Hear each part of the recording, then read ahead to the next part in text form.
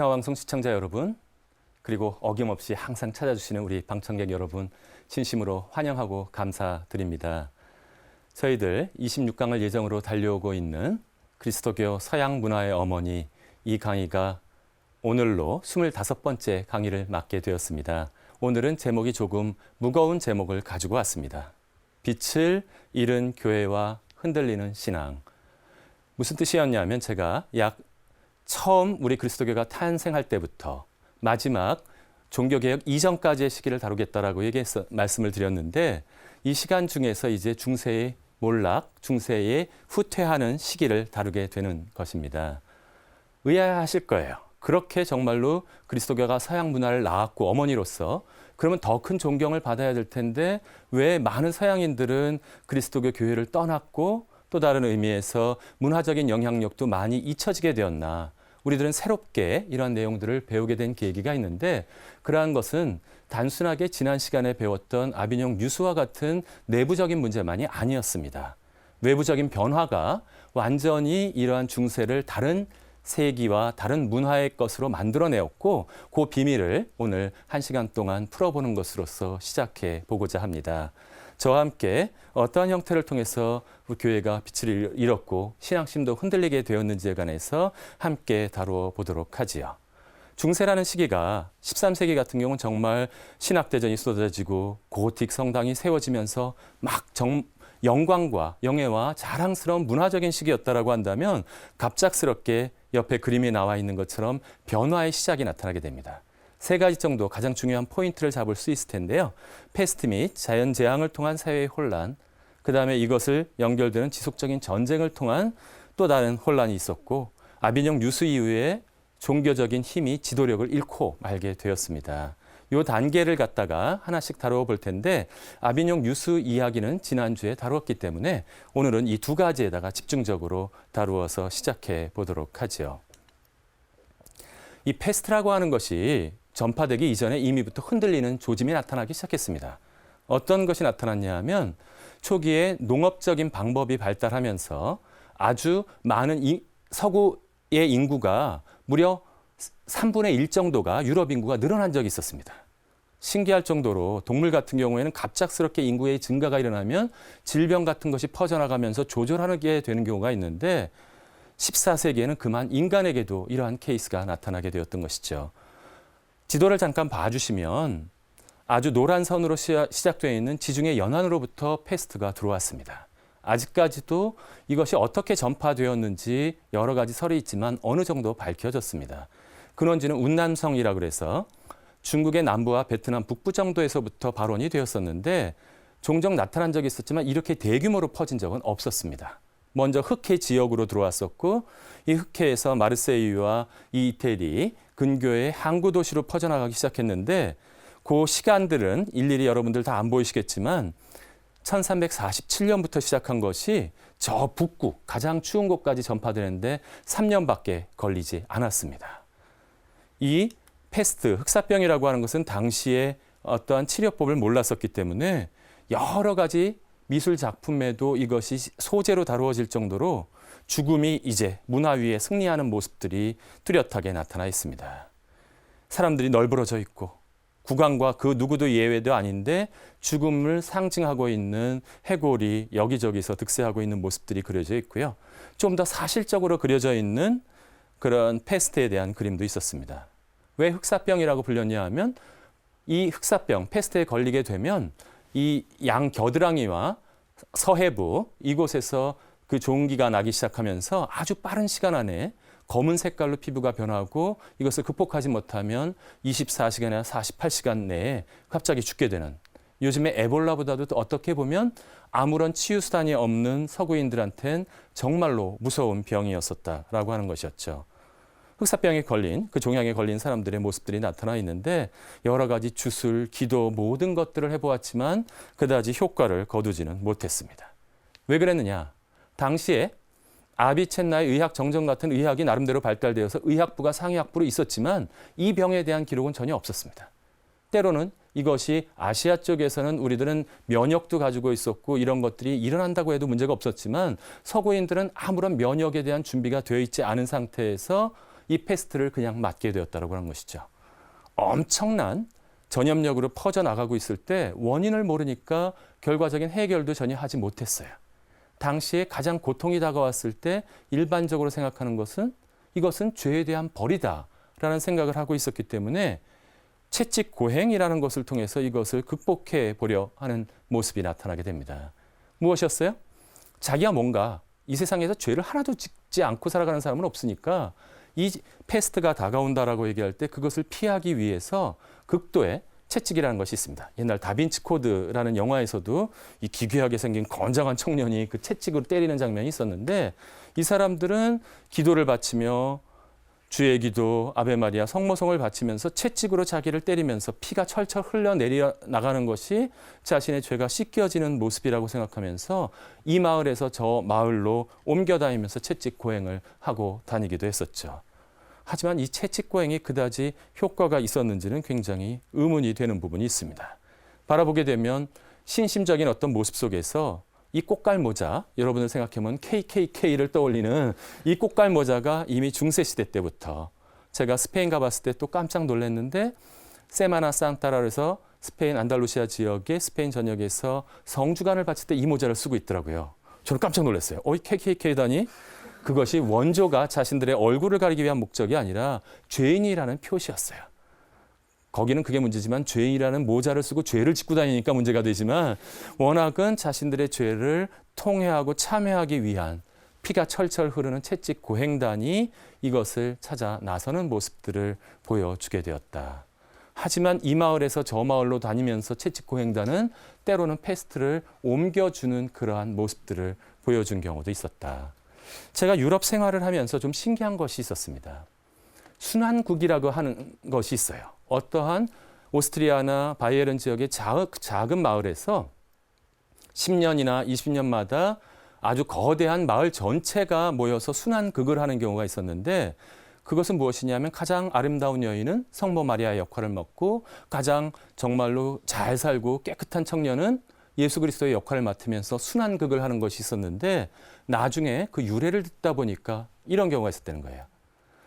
유럽인들의 3분의 1 정도가 죽어나갔습니다. 우리 방청객들을 3분의 1로 나누고 어디를 가르치지는 않을게요. 이거 가르치기만 해도 기분 나쁘니까 상상이라고 해도 갑자기 이렇게 방청을 잘하고 있던 사람들이 어느 날 갑자기 보면 3분의 1이 사라졌다. 유럽 전체 인구의 3분의 1이었습니다. 무슨 뜻이에요? 어느 마을에선 마을 자체가 통째로 사라지는 일들이 생겨났다. 이런 분위기 속에서 데카메론, 보카치오의 데카메론 이런 것들은 거의 말기적인 분위기에서 처음으로 이 패스트에 대한 두려움들이 표현된 것들이었는데 그것을 극복하는 입장 중에 하나로서 기도를 서약을 바치는 것입니다. 저희를 패스트로부터 자유롭게 해주시면 저희가 10년이나 20년마다 순환극을 함으로써 당신께 감사를 드리겠습니다. 이 두려움은 대단했어요. 그래도 이러한 방식으로 패스트를 극복하자라고 하는 분위기는 적어도 신앙심에 대한 부분에서는 그다지 나쁘지 않았을 수도 있을지 모르겠습니다. 그러나 이런 것은 문제였습니다. 이 공포가 사람들을 거의 광기로 몰아넣게 됩니다. 어떠한 것이 있었냐 하면 이 패스트에서 사람들이 마구 죽어나가는데 특정 종교를 가진 사람들은 별로 죽지 않는 일이 벌어졌어요. 이 패스트가 번져나가게 된 이유 중에 하나는 위생적인 부분이 위생적으로 어떠한 청결을 유지했다라고 한다면 전염률이 훨씬 더 떨어졌을 텐데 당시 유럽에서는 이런 분위기가 있었어요. 평생 단 3번 목욕하는 분위기. 여러분들은 그 프랑스의 그 아름다운 향수를 보면서 대단하다고 그 거금을 주면서 사지만 왜 발달했다? 목욕을 안 하면 뭐가 나요? 냄새가 나게 돼 있습니다.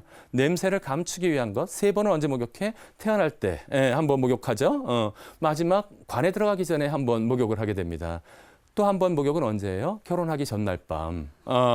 이런 어떤 분위기였으니까 이러한 위생적인 분위기가 전혀 안 돼 있는 상태에서 베르사유 궁에 없는 것이 하나 있죠. 그 거대한 황금집기에 무엇이 없어요? 화장실이 없어요. 이런 어떤 분위기 속에서 어떠한 특정한 종교의 사람들은 끊임없이 씻는 것이 있었습니다. 그들이 누구였다? 유대인들이었어요.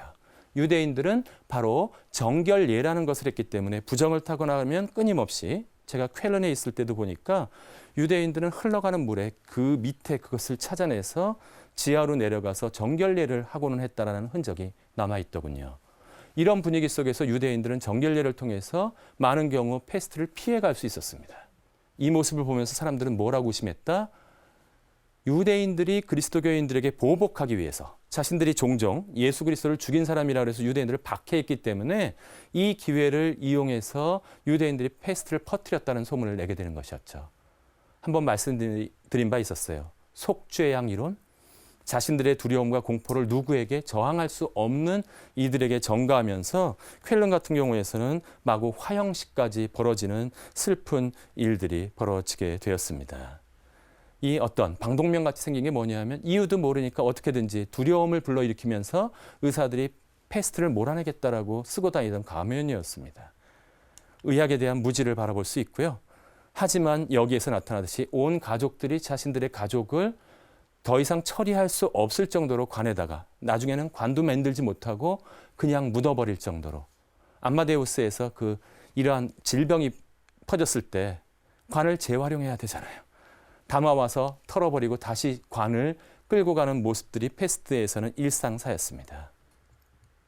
이 패스트가 얼마나 강했냐 하면 다음에 말씀드릴 주제인 100년 전쟁을 멈출 정도로 강했어요. 왜? 기사들이랑 마구 싸우다가 저들이 용감한 기사보다 더 무서운 것이 있어요. 쟤네들이 패스트에 걸려 있으면 전쟁터에 승리하고 가서 승리의 자들이 모두 다 고향에 들어가서 패스트를 번질 수 있으니까 서로를 못 믿으니까 전쟁을 멈출 정도였어요. 유럽의 인구의 3분의 1이 강수하면서 무슨 일이 벌어졌다? 노동자들을 구할 수 없었어요. 당시 도시의 노동력의 가치가 상승했고 기사들 사이에 이러한 아무리 갑옷을 입고 있어도 어떠한 패스트를 막아내지 못하면서 봉건 체제가 그대로 붕괴되어 버리고 말게 됩니다. 또 한 가지 흔들리는 것이 있었어요.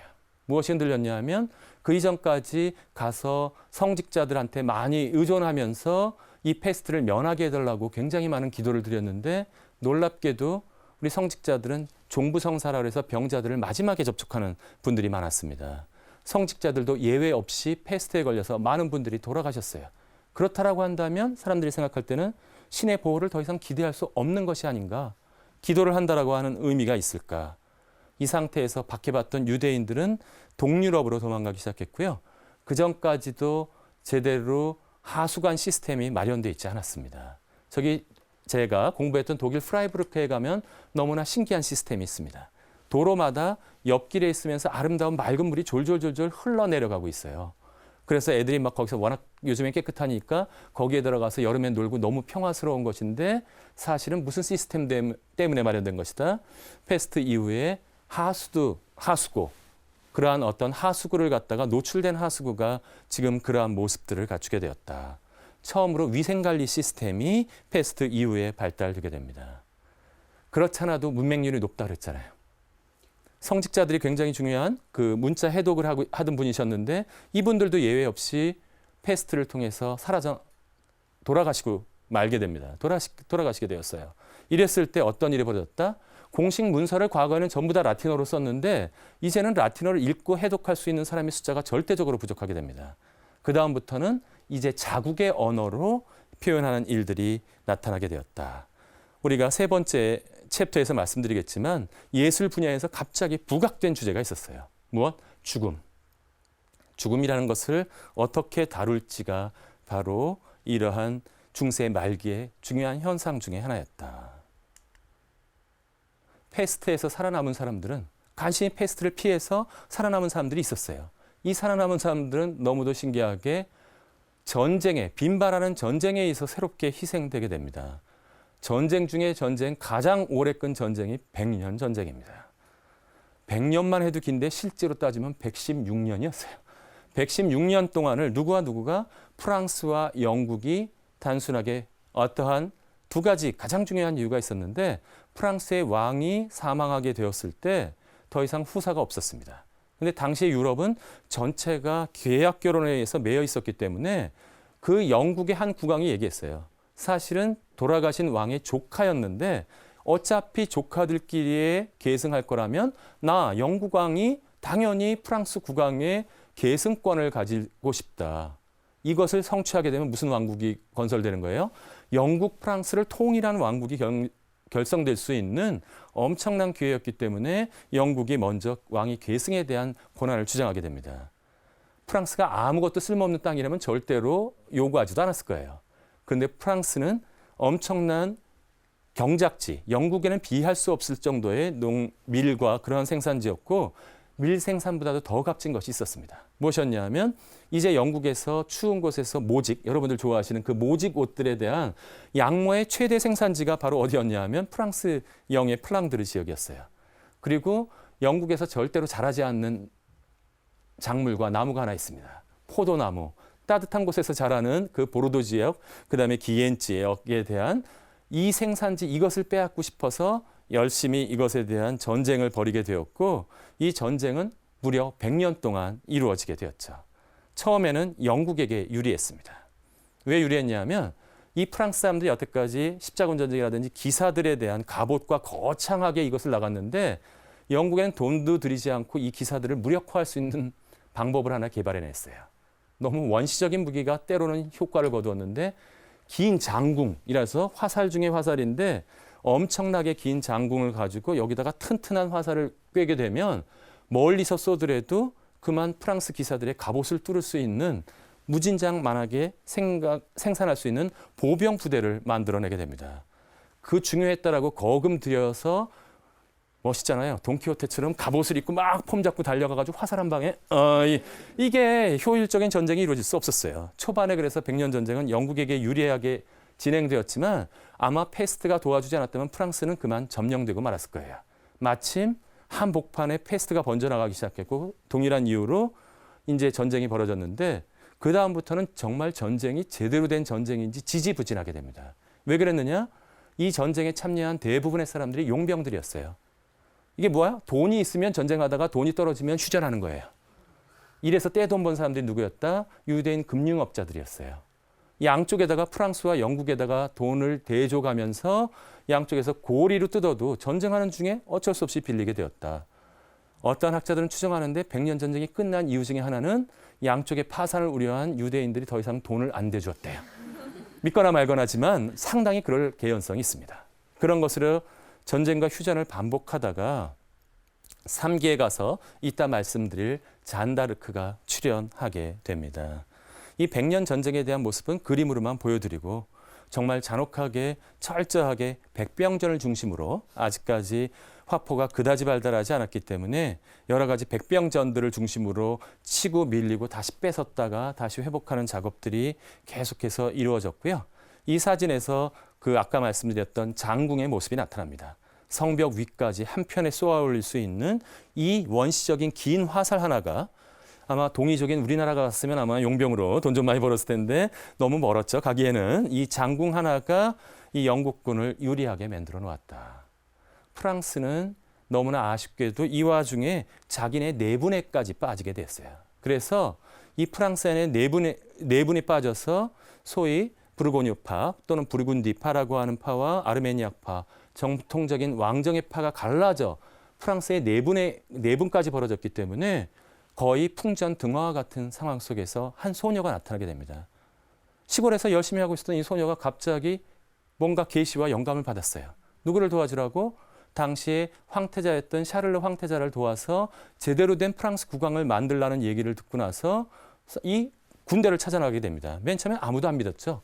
이 소녀가 와서 그것을 갖다가 전쟁터에 참여하겠다 그러니까 제대로 믿질 않았는데 믿거나 말거나 마지막에는 황태자를 만났을 때 황태자가 정말 사울왕이 다윗을 보내는 심정으로 골리앗이라는 무서운 장수가 있는데 뭐 다 안 나가겠고 나간 애들 다 죽었으니까 얘 한번 내자 그래 봤는데 잔다크가 어떻게 했어요?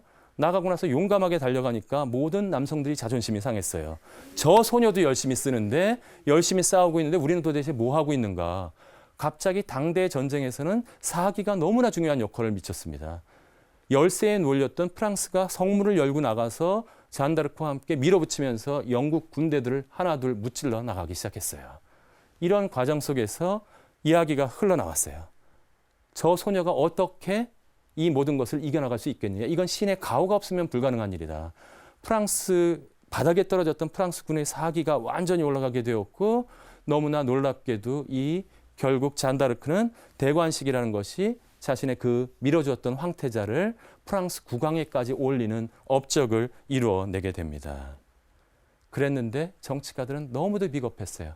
잔다르크가 마지막까지 싸움을 하고 있을 때 어떤 전투 중에서 좀 불리하게 되자 잔다르크만을 남겨놓고 성을 지키기 위해서 싸우고 있는데 잔다르크를 남겨놓고 성문을 닫아버리게 됩니다. 이 상태에서 저쪽에 프랑스와 내통했던 그 사람들한테 잔다르크는 영국과 내통했던 프랑스의 반대파한테 체포되게 되었고, 체포되자마자 곳곳에 파리 대학에, 그 유명했던 파리 대학의 사람들은 영국군의 지배하에 있었는데 무슨 작업을 해주었다? 잔다르크를 마녀로서 화형해 나가는 모든 과정들을 정치적인 목적에 따라서 뒷받침해주게 됩니다. 무슨 뜻인지 아시겠죠? 학문의 자유를 잃어버린 대학이 무슨 짓을 할 수 있는지, 자기네 나라를 구해준 한 소녀를 갖다가 화형을 처하는 이러한 모습까지 보이게 되었었던 것이죠. 이 100년 전쟁은 어떤 의미에서는 영국과 프랑스가 중앙집권 체계로 나가는 그러한 문화적인, 정치, 사회적인 변혁은 가져왔지만 사실은 이 문화사적으로는 정말로 추악한 전쟁 중에 추악한 전쟁이었습니다. 제대로 용병이 없고 돈이 없었기 때문에 온갖 곳을 약탈했어요. 언제 이 사람들이 그건 영국이나 프랑스군과 상관없이 이 사람들이 와서 모든 것들을 약탈하고 다니는 정말로 세기 말적인 분위기가 널리 퍼져 나가게 됐다고 하는 것이죠. 재산을 가지고 있어도 누가 보호해 줄지도 모르고, 그 다음에 재산이 아니라 재산이 없는 사람조차도 안심하고 살아갈 수 없었어요. 무엇이? 패스트가 언제 닥칠지 모르는 거예요. 이럴 때 쓰는 표현이 있죠. 케 세라 세라. 될 대로 되라. 그러니까 이거는 뭐 진짜로 아무 의미가 없는 거예요. 내가 열심히 살아도 와서 뺏어가고, 그 다음에 열심히 살다가 내일 뭐 하겠지, 내일 시험 나 이거 뭐 열심히 공부해가지고 유명한 박사 돼야 무슨 소용이에요? 패스트 걸렸는데 떠나가 버린다라고 한다면 사람들은 어떻게 된다? 그 이전 로마 제국 이후에 사라져버렸던 향락적인 문화가 이 중세를 사로잡아 버리게 됩니다. 목욕 문화가 엄청 발달했어요. 가서 목욕탕 가서 목욕만 하지 않았어요. 잘 안 보이는 그림을 보고 상상해 보시기 바라고, 남녀가 목욕탕 안에서 술자리를 펼쳐놓고 버리는 이 향락의 끈끈한 중세 후기의 그림 같은 걸 보면 거의 춘화 수준의 많은 그림들이, 그러한 욕정과 욕구를 탐구하는 그림들이 나타나게 됩니다. 향락적인 문화가 극도에 도달하게 되면 사람들은 이미 아우구스누스와 토마스 아퀴나스가 얘기했던 양심에 대한 가르침을 많이 받고 있었던 사람이었어요. 그렇기 때문에 때로는 두려움에 시달리게 됩니다. 내가 이렇게 살아도 되나? 여기서 현생에선 그렇게 살다 향락적으로 살아도 좋지만 혹시라도 진짜로 천국이나 지옥이 있으면, 보카치의 데카메론 같은 경우는 아주 이죽거립니다. 패스트에 있으면서 그런 게 어딨어. 성직자들이 한 모든 것들은 다 헛된 거짓말장이야 라고 얘기했지만 일반 사람들은 두려움에 빠지기 시작했어요. 이것이 진짜로 하나님께서 계시고 진짜로 우리를 갖다가 징벌하시거나 그러면, 그래서 서서히 무엇이 예술의 주제가 되었다? 죽음이라는 것이 예술의 주제가 되게 됩니다. 이걸 토텐탄스, 즉 죽음의 춤이라고 불리는 장르인데, 이곳에서 보면 해골들이 나와 있고, 여기 해골들은 그래도 껍질을 씌워놔서 훨씬 보기가 좋아요. 무엇이었냐? 이 예수 그리스도의 십자가에 대한 것이 있지만 모두 불려 나오는 사람들이 주로 국왕, 왕비, 추기경, 수도원, 원장 등 그 중요한 사람들도 하나도 예가 아니라는 거예요. 죽음 앞에서는 이 현세에서의 자랑스러움이 아무런 의미가 없다. 훨씬 적나라하죠? 피리를 불고 이러면서 이 해골들이 너희들이 가지고 있는, 지금 느끼고 있는 향락과 그 모든 것들이 얼마나 허무한지를 갖다가 적나라하게 판화와 그림들로서 모두 다 보여드리게 됩니다. 때로는 바젤에 있는 경우 같은 아주 종합판으로 그려놨어요. 모든 사람들이 하나도 예외가 없어요. 순영 원장, 수도원 원장, 삼층관 쓰신 교황님부터 세속적 종교 지도자들이 그렇다면 도대체 이 세속적인 국왕들은 무슨 의미가 있는지를 갖다가 죽음의 춤이라는 것을 통해서 철저하게 보여주게 됩니다.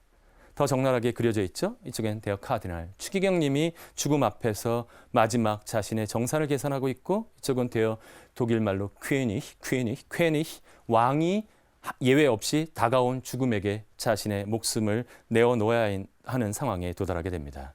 종합판이 있죠. 두려움 속에서 이제 로마네스크 양식에 나왔었던 최후의 심판에 대한 두려움, 죽음에 대한 두려움, 이런 것들을 가장 강조했던 것이 바로 중세 말기의 분위기였다. 세기 말적인 증상에 대한 분위기가 어둡게 짓눌러 오는, 여러분들이 잘 아시는 그 장미의 이름이라는 영화 있잖아요.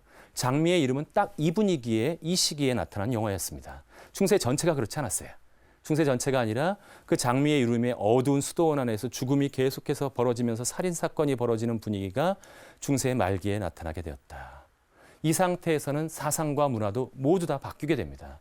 어떠한 것이 바뀌었냐면 과거처럼 대단하게 보편적이고 이상적인 가치에 대한 얘기는 중요하지 않았어요. 그 가치를 배우다가 20년, 10년, 몇 년씩, 20년씩 대학에 가서 공부하는 것이 과연 의미가 있는가가 근본적으로 의문이 처해질 수 있었어요. 죽음 이후에 어떠한 천국과 지옥에 대한 약속도 이제는 더 이상 이상적인 것이 아니라 내가 가는지 내가 가지 못하는지가 중요한 것이 되어버렸어요. 무엇이 중요해요? 보편적인 이상이 중요해요? 개인적인 나의 생명과 나의 영예와 나의 무엇이 중요하게 되었어요? 개인이 훨씬 더 중요하게 되었다고 하는 것입니다. 이것을 우리 같이 공부했던 분들은 보편 논쟁이라는 것에서 어떻게 되었었냐 하면 초기에 보편 실제론, 이 보편적인 이념과 이상적인 가치가 중요하다는 것과 개별적인 개체들이 중요하다는 유명론이 붙었을 때 사실은 보편 실존에 좀 더 기울었고 하지만 이게 문제가 있어서 나타났던 것이 바로 온건 실제론이었어요. 양쪽을 다. 보편도 중요하지만 개체도 중요하다 해서 잘 균형 잡힌 온건 실제론이 200년 동안 지속되었다면 그 아벨라두스와 토마스 아퀴나스의 이론이 더 이상 힘을 잃어버리고 말게 된 것입니다. 이때 누가 나타나게 되었다? 윌리엄 오캄이라는 학자가 나타나서 가장 중요한 것은 무엇이다? 개체들이다. 하나의 개체들의 생명만이 소중하지 그 스콜라 철학자들이 만들었던 거대한 체계에 대한 것들은 이것은 사상 누각과 같은 것이다. 보지 않느냐? 우리의 현실이 이러한 분위기로 바뀌어 나가게 되었죠. 이 오캄은 또 다른 의미에서 굉장히 중요한 중세의 몰락을 자초하게 되는 결정을 내리게 됩니다. 과거의 모든 중요한 설명들은 신앙과 이성의 조화라는 것으로서 중세 전체를 이끌어왔어요. 이제 오캄은 이성적인 힘이 실패하는 제대로 성공하지 못하는 이성이 오히려 신앙을 위협할까 봐 두려웠어요. 그래서 무엇을 주장했냐 하면 신앙을 이성으로부터 분리시켜버리자. 이성이 들어오기에는 잘 들으셔야 되는데 이 오캄이라고 하는 사람은 신앙을 보존하기 위해서 분리한 것이었어요. 너무 소중한 신앙이기 때문에 이성이 들어와서 제대로 되진 못한 논변을 펼침으로써 다른 사람들이 이제 그것을 마구 비판하고 들어오니까 신앙을 보존하기 위해서 신앙과 이성을 분리시킨 것이었다. 이 신앙과 이성에 대한 분리가 신앙의 순수성을 보존하기 위한 것이었는데 이렇게 분리시키면서부터 서서히 무슨 문제가 나타나게 되었다. 더 이상 신앙을 이성적인 설명을 통해서 시도하려고 했던 신앙과 이성의 조화는 깨져버리고 말았다. 이것이 깨진 것은 더 이상 중세적인 특성, 스콜라적인 특성은 아니었습니다.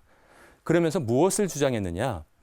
그 토마스 아퀴나스 기억나세요? 토마스 아퀴나스의 자연법은 무엇에 기반을 두고 있다? 신의 영원법에 기반을 두고 있었는데 그 중에서도 신의 지성이 중요했어요. 신의 지성이 중요했는데 이 오캄은 어떤 의미에서 의지를 끝까지 밀고 나가게 됩니다. 가장 중요한 것은 신은 절대적인 자유를 가지고 있다.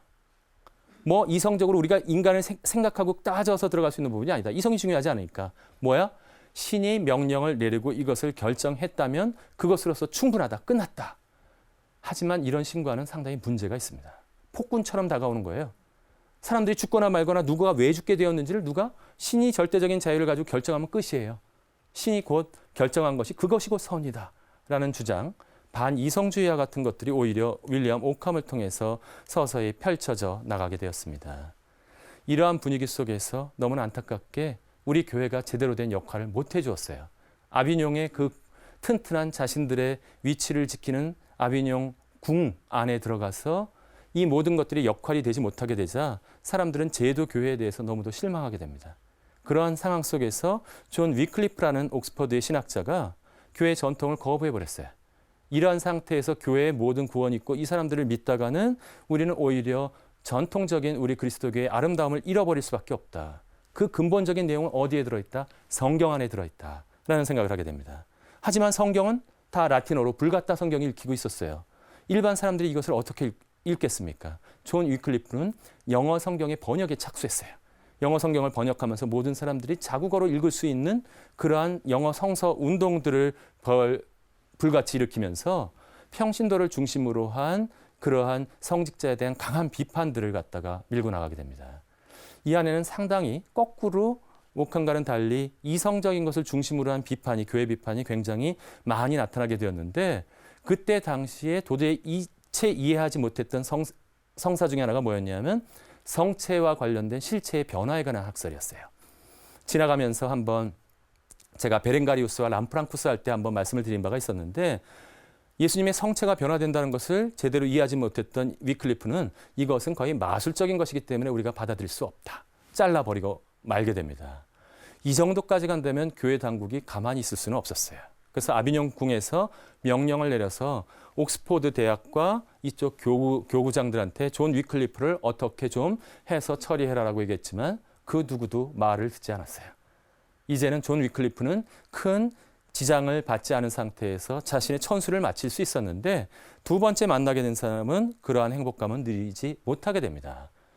사실은 위클리프보다도 훨씬 더 신학적으로 탄탄했고 의미 있는 가르침을 가지고 있었던 사람인데 그 사람의 이름이 얀 후스라고 하는 사람입니다. 프라하 출신이었어요. 당시에 프라하는 지금은 조금 유럽의 변방처럼 느껴지지만 보헤미아라고 하는 나라가 전에 말씀드렸던 신성 로마 제국의 황제권을 가져왔었기 때문에 굉장히 유럽의 중심부적인 역할을 하고 있었던 곳입니다. 프라하의 연인도 뭐 드라마도 있었고 여러 가지 프라하 한번 지금 가보면 굉장히 아름다운 것들은 다 주로 어느 시기에 세워진 것이다? 이 시기에 세워진 것이었어요. 유럽의 문화의 중심지 한복판에서 누가 어떤 뛰어난 신학자가 나타났다? 얀 후스가 나타난 거예요. 그때 당시에 제도교회는 완전히 바닥에 떨어져 있었어요. 아비뇽 교황청으로부터 돌아와서 로마 교황청에서 교황님이 뽑히셨는데 반발하면서 아비뇽의 교황 뽑아놨죠. 둘이서 하도 싸우니까 못 참겠다 그래서 피사 공의에서 제3의 교황님 뽑아놓았죠. 심지어는 교황님이 세 분이 계신 서구 대이교도의 혼란 속에서 이 얀 후스가 활동하게 되었다. 얀 후스는 위클리프의 얘기를 들으면서 공감했어요. 충분히 이것은 의미 있는 이야기다. 단순하게 단죄할 문제가 아니라 그게 올바르다라고 하는 사실들은 얼마든지 교회에서 단죄되었다라고 하더라도 우리가 받아들일 수 있다라고 얘기하면서 한 가지를 강조하게 됩니다. 우리는 교회는 복음적 가난으로 되돌아가야 한다. 프란치스코 교황님이 딱 말씀하신 얘기를 그리고 우리 너무 감사하게도 우리 한국 가톨릭 주교회에서 이것을 다시 한번 확인하면서 그 말씀을 따라가겠다는 얘기를 확인했는데 21세기에 우리들은 이렇게 받아들이는 얘기를 얀 후스는 그만 14세기에 했어요. 700년 전에. 뭐라고 하면서 부양 성직자들을 강하게 비판하면서 이 프라하 대학의 신학자가 이것을 비판하게 되자 당연히 제약과 방해가 들어오게 됩니다. 이 친구의 교수권을 빼짜는 것으로부터 시작해가지고 결국엔 어디로 불려가게 되었다? 콘스탄츠 공회라는 곳으로 소환을 받게 됩니다. 갈 때 신변에 대한 약속을 받았어요. 이 사람이 너무나 뛰어난 사람이었기 때문에 너에 대해서 신변은 보장해 줄 테니까 콘스탄츠 공회에 와서 네가 가지고 있는 학설에 대한 부분들을 갖다가 설명해라. 얀 후스는 자신 있었어요. 어떤 의미에서 가게 되면 충분히 설득해서 이것이 왜 필요한지. 굉장히 문제되었던 것 중에 하나는 성체 성사할 때 요즘의 전례는 여러분들이 잘 아셔야 되는데 가장 정상적인 전례의 방식은 양형 영성체, 성체와 성혈을 모두 모시는 것입니다. 근데 우리들은 어떤 신자들 옛날에 어렸을 때 좀 속상한 사람들이 있었죠. 신부님은 큰 거 먹고 우리 어린애들은 조그만 거만 줘요. 천연성체 받았을 때 저 꽤 억울한 느낌이 들었는데 신부님은 큰 거 먹고 그리고 나선 또 뭐도 마셔요? 밀떡만 먹지 않고 또 뭐도 마셔서 막 부러워하는 친구들이 있었을 텐데 바티칸 이후에 전례개혁에서는 이 양형 성체를 신자들이 할 수 있는 한 최대한 권장하고 있어요. 하지만 우리가 주일 미사에서는 워낙 많은 신자들이 참여하고 있기 때문에 실천하고 있지 못할 뿐이지. 지금은 이것이 너무나 당연하게 받아들이는 것을 그때 당시에서는 이 얀 후스가 있는 곳에서는 그만 양형 성체를 다 읽고 나서 이것을 실천적으로 도입하기 시작했는데 이게 문제가 되었어요. 왜 그랬냐면 당시에 성체 신심이 발달하면서 성체라는 것은 굉장히 두려움을 불러일으켰어요. 저것을 조금이라도 몰령 성체하면 큰일 나고 그러면서 이 성체는 감히 두려워서 사람들이 자주 모시지 못했어요. 1년에 한 번을 다 준비하고 모시면서 그래서 성체는 가장 중요하게 우리 몸을 모시고 기도하는 것에 예수님께서 우리에게 다가오시는 것을 체험하게 해주는 대상이 아니라 너무나 무서운 예수님의 현존을 나타내는 그 대상이 되어버렸다. 영하는 것이 아니라 바라보면서 공경하는 대상이 되어버렸어요. 그랬는데 사제들의 특권처럼 생각되었던 성혈까지 평신도들이 같이 마셔 인정할 수 없었던 것이죠. 성체와 성일의 양형 성체의 문제가 되었고 두 번째 문제가 된 것은 자국어 성경. 위클리프가 제안했던 야누스가 이제 체크어로 읽어가면서 성경 공부를 하자라는 것이 문제가 되었습니다. 멋지게 논변했어요. 왜 필요한지 성서적인 근거를 가지고 다 얘기했는데 하지만 이미 마음의 결정은 나 있는 상태였었는지도 모릅니다. 이들은 콘스탄츠 공의회에서 그만 너무나 슬프게 나 이건 너무나 안타까운데 자국어 성경과 양형 영성체에 대한 완벽한 이론을 설명했음에도 불구하고 얀 후스를 갖다가 그 논변을 듣고 나서도 거의 압도적인 숫자로 단죄했고 해주었던 약속도 지키지 않고 얀 후스를 콘스탄츠 공의회에서 화형을 시켜버리고 말게 됩니다. 너무나 안타까워요. 콘스탄츠 공의회는 매우 중요한 몇 가지 교회 일체에 대한 결정들을 내렸음에도 불구하고 이 한 사건 때문에 거의 악명 높은 공과는 보지 않고 일반 사람들은 이런 사태가 일반 세계사에서는 거의 포화를 퍼붓는 가장 의미 없는 공의회로 꼽히는 것 중에 하나가 콘스탄츠 공의회 안에 들어가 버리고 말게 됩니다. 여기서는 말씀드리지 못하지만 공의회에 대한 중요한 주장이라든지 콘스탄츠 공의회에서 신학적으로는 매우 중요한 진일보한 부분이 있었어요. 하지만 모든 것이 어떻게 되었다? 이 하나의 폭력적인 결정에 의해서 다 묻혀버리고 말게 되었다. 여러분들 한번 상상을 해보세요. 어떤 분인지 가령 김수환 추기경처럼 아니면 그 실명이 거론하는 것이 적합하지 않겠죠. 매우 존경받던 우리의 교회 지도자가 어느 곳인가 가서 그것을 불의하게 탄압받고 사망을 하게 되었다면 어느 지역교회의 사람들이 이것을 그냥 선뜻 받아들일 수 있었겠습니까? 그 이후 보헤미아 그 국가의 교회와 이 전체 교회 사이에는 끊임없는 갈등과 전쟁과 모든 것들이 이 하나의 잘못된 결정이 너무도 슬픈 교회 안에서의 그렇지 않아도 슬픈 패스트와 전쟁에 지친 사람들에게 더 큰 상처를 안겨주고 말게 되었다. 프라하에 가보시면 그 유명한 시청사에 시계탑이 하나 있습니다. 이건 무조건 다 가니까 안 보시더라도 다 보시게 돼요. 그 다음에 저기에 그 드라큘라 박쥐 나오게 생긴 교회가 하나 있어요. 이게 트윈 성모성당이라고 얘기해서 이 주석으로 되어 있는 성모성당이라고 하는 유명한 성당인데 그 한 복판에 한 사람의 동상이 써 있습니다. 제가 가봤을 때는 청소란에서 비둘기 똥을 정말 백발처럼 쓰고 있는 이 사람의 동상이 누구다? 얀 후스다. 이제 가보시면 보일 거예요. 정말로 제가 바라볼 때는 진정한 지역교회의 훌륭한 지도자 중에 한 사람을 잘못된 결정에 의해서 이 세상으로부터 떠나보냈던 서글픈 역사가 그곳에서 이 다음부터는 그만 이제 두려움에 대해서 더 이상 그 뛰어난 신학 토마스 아퀴나스의 신학 체계는 먹히지 않았어요. 붙드는 거예요. 아무거나. 이 세기말적인 증상 안에서 진정한 성직자한테 가서 제대로 상담하고 이런 것을 결정하는 것이 아니라 가장 손쉬운 방법을 취했어요. 개인 체험이 가장 중요해진 거예요. 유명론 이후 개인들의 생각이 중요하면서 그 거창한 이만큼씩 60권씩 써놓은 신학대전 중요하지 않아요. 읽을 시간도 없어. 언제 걸릴지도 모르는데. 뭐에 중요해? 나한테 다가오면 돼. 개인 체험으로 이 다가옴을 잘 느끼시는 분들이 있습니다. 누구? 여성들이 훨씬 빨라요. 여성 신비가들이 철저하게 교회에서 배제되었던 여성들이 이제 무슨 역할로서 신비가로서의 역할이 다가오고 또 여성들이 좀 좋아하는 것이 있어요. 옆에 이렇게 잘 장식해 놓은 것을 좋아하는데 무엇을 장식한 것에 있었다? 성인 유해 공경이 과도해지게 됩니다. 성인 유해 공경은 의미가 있어요. 성인들이 잘 사셨다는 걸 우리가 모범으로 따르겠다라고 하면 좋은데 이제 이때의 성인 유해 공경은 거의 기적을 기대하는 수준이에요. 접촉하고 어떻게든지 해서 기적의 소문이 퍼져나가면 점점 더 화려한 보석으로 장식되기 시작했고 그 다음에 이것이 무엇이 됐다? 그러면 그럴수록 사람들이 플라시보 효과 때문에라도 많은 기적들이 쏟아지기 시작했어요. 가장 중요한 것은 무엇이었다? 전체 교회의 수입을 결정하는 것은 누구의 얼마만큼 효력 있는 성인 유해를 가지느냐. 성인 유해를 서로 뺏어오기 위해서 엄청난 교회끼리 사이의 알력, 전쟁터가 들어가서 누구를 점령하면 가장 먼저 훔쳐오는 건 뭐였어요? 성인 유해였어요. 쾰른 대성당 제가 했던 것이 너무 황당한 건 이건 언제 뺏어온 거야? 밀라노를 점령했을 때 뺏어온 거예요. 이 밀라노 대성당의 동방 박사의 유해 때문에 쾰른 대성당은 최고의 순례지가 되는 일이 벌어졌다. 이제는 점차 대사, 우리들이 나중에 면죄부라고 자주 불리는 이 대사부에 대한 것도 서서히 남발되게 됩니다. 죄를 용서받고 새롭게 시작할 수 있는 부분은 좋았는데 두려움을 없애는데 효과가 있었지만 지나치게 남발됨으로써 이걸 양적으로 가버렸어요.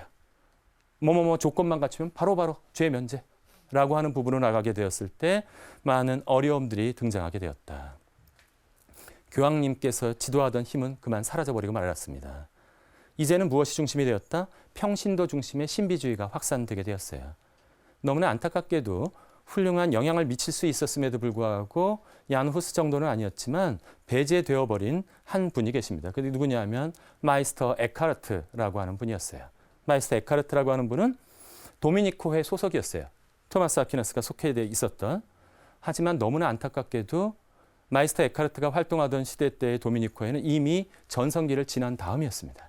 그래서 개방적인 정신으로 연구하고 있었던 도미니코의 정신을 느끼지 못했어요. 그래서 무슨 일이 벌어져 버리게 되었다? 이러한 것보다는 오히려 지나치게 사변적인 토론만 하게 되느니 삶을 잘 사는 것이 필요하겠다는 생각이 들었던 것이에요. 그래서 학문에 뛰어나게 이 파리 대학의 교수를 했던 대단히 훌륭한 분이었지만 무엇을 가르치기 시작했다?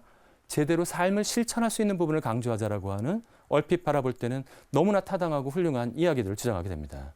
사는 것도 훌륭했어요.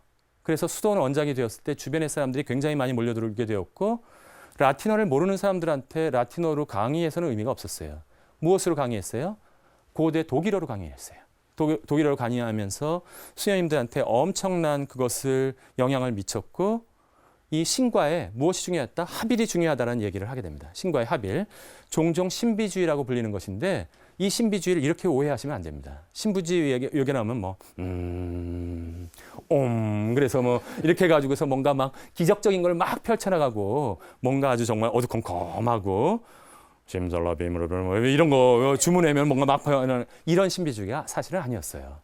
정말로 마음을 깨끗하게 하고 하나님과 어떤 합일에 돌아갈까를 얘기를 했지만 완전히 다른 방식의 언어로 얘기했어요. 비유적으로 얘기했기 때문에 마이스터 에카르트는 제대로 이해되지 못했고 그만 주류적인 신학자로부터는 또다시 한번 단죄를 받고 말게 됩니다. 이러한 모든 것들이 사실은 이미 많이 그 탄력을 잃어버렸어요. 탄력을 잃어버렸을 때 신비주의들이 나타나면서 이제 서서히 평신도 운동들이 번져나가게 됩니다. 이 평신도들의 운동이 백인파라고 하는 것, 이 사람들은 극단적인 새로운 교리도 주장한 바 없었고 이랬었지만 무엇을 자신들이 노동하면서 공동체 생활을 하려는 정당한 욕구를 가지고 있었지만 제도 교회는 제대로 이 부분을 받아들여주지 못하게 됩니다. 너무나 어땠을까요? 저는 너무 안타까운데 너무 경직되어 있었어요. 이제 교회가 더 이상 오히려 신의 나라를 진정한 의미에서 추구하지 못하고 땅의 나라의 세속화가 많이 진행되어 있는 상태의 교회였기 때문에 이 새로운 두려움 속에 맞춰져 있는 두려움 때문에 고통을 받고 있는 신자들을 제대로 이끌어주지 못했다. 한 분 정도 예외는 있었습니다. 토마스 아 캠피스라고 하는 이분은 예수 그리스도를 따르는 것이 너무나 중요하다라고 얘기했어요. 그러면서 명쾌하게 부드럽지만 단호한 어조로 말했습니다. 물질적인 면에나 교회 지도자들이나 세속적인 사람들이나 다 이것을 향락적인 문화를 쫓아가고 있는데 이것으로는 살아갈 수 없다. 무엇을 찾아야 된다? 새롭게 영적인 것을 찾아나가야 한다. 엄청나게 팔린 책이에요.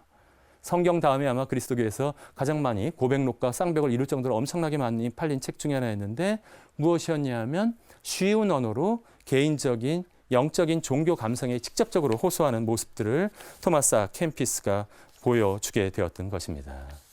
이러한 어떤 근대의 신심 운동이 여러 가지 조금씩 새로운 물을 집어넣어 주었지만 이것을 이미 몰락해간 중세를 다시 되살리지는 못했어요. 분위기가 완전히 바뀌게 됩니다. 한번 보세요. 이게 제가 공부했던 프라이브르 근처에 있는 프랑스 지역 콜마에 있는 이젠하임 재단화라고 하는 것인데 예수 그리스도의 고통받고 있는 모습으로 한번 바라보세요. 더 이상 영광의 그리스도님 이런 부분은 아닙니다. 정말로 그 옆에 쓰러져 나가는 성모님과 그를 안고 있는 요한사도, 그 밑에 있는 절규하는 마리아 막달레나, 바로 이분을 보라고 가리키고 있는 세례자 요한, 이 모든 것들이 중세 말기의 분위기를 너무나 잘 나타내주고 있습니다. 고통받는 예수 그리스도의 모습이 보이세요? 이게 중세 말기의 영성이었어요. 이제는 삶이 모두 다 고통이 되었기 때문에 이 고통을 갖다가 실질적으로 더 큰 고통을 받았던 예수 그리스도에게서 위안을 찾을 수밖에 없는, 정말로 신선한 물을 떠다 줘야 될 교회 안에서 신선한 물을 마시지 못할 때 이러한 개별적인 신심에 의해서 이것을 다가가게 되었다. 그 이전까지 나타나지 않았던 모티브예요. 피에타. 십자가로부터 끌어내려져서 어머님이 그 아들의 죽음 한번 생각해 보세요. 아들의 죽음, 요즘에 세월호에 대한 다시 그 아들을 죽었을 때의 성모님의 슬픔을 정말 그리스도교인이라면 한 번이라도 떠올린다면 그들이 어떠한 고통을 받았을지를 느끼실 수 있는 부분이 있습니다. 이게 지속적인 모티브가 되었다. 언제까지? 미켈란젤로의 피에타도 바로 이 시기의 영성이 연결되어서 나타난 부분이다. 다시 일어나지 못했어요. 중세의 그 찬란했던 그리스도교 문화는 일어나지 못했고 세속적인 문화로 근세로 넘겨주게 됩니다. 너무 안타깝습니다. 저는 우리 한국 사회가 이 고통일 때 그래도 우리 한국 교회가 그들에게 다가가기 위해서 노력하고 있는 모습이 저한테 작은 위로가 되는데 중세 말기에는 그 모습을 가지지 못했습니다. 수많은 재앙을 맞고 있는 패스트, 그 다음에 전쟁, 여러 가지 생각하지도 못했던 여러 가지 재앙들이 그 다음에 귀족들의 수탈, 최근의 영화 미카엘 코라스의 선택이라는 영화가 하나 있었는데 다시 한번 보세요. 굉장히 어둡고 무겁지만 중세 말기의 분위기를 잘 보여주는 영화 중에 하나인데 오죽하면 민중들이 자기 스스로 어떠한 사람들도 믿지 못하고 자기 스스로 복수를 하려는 마음들을 품게 만들 정도의 분위기 속에서 이러한 교회들은 제대로 된 모습을 보여주지 못하게 됩니다. 이제 서서히 교회로부터 등을 돌리는 사람들이 많아지기 시작했어요. 한 가지로 이 마지막 내용적으로 마지막 강인 25강을 정말로 기쁜 소식으로 끝내지 못하는 것은 이게 현실이었습니다. 하지만 우리는 교회를 위기를 맞은 사회 속에서 빛과 소금이 되어야 한다고 생각합니다. 무슨 뜻이겠어요? 소금이 자기만 살아남기 위해서 아비뇽 궁과 같은 것을 짓고 자기만 살아남기 위해 한다면 그러한 소금이 필요할까요? 국에 들어가서 녹지 않는 소금을 국이나 음식에 넣을 어머님들이 계실까요? 우리들이 차라리 교황님이 얘기하셨어요. 옷이 더럽혀지더라도 나가서 빛과 소금의 역할을 해야 한다. 가장 고통스러울 것 같지만 이태석 신부님의 미소 생각나세요? 가장 극도의 고통을 하면서 복음의 기쁨을 선포할 때, 기쁨을 느낄 때 이것이야말로 가장 좋은 우리들의 교훈이 될 수 있다고 생각합니다. 중세 말기는 반면교사가 될 것입니다. 사람들이 등을 돌리지 않고 어떻게 우리 교회와 함께 이 위기를 극복할 수 있을지는 우리의 손에 달려 있습니다. 함께 용기 내어서 한번 걸어 나가실 수 있기를 바라면서 무거운 이야기 잘 들어주신 여러분들 다시 한번 감사드립니다. 감사합니다.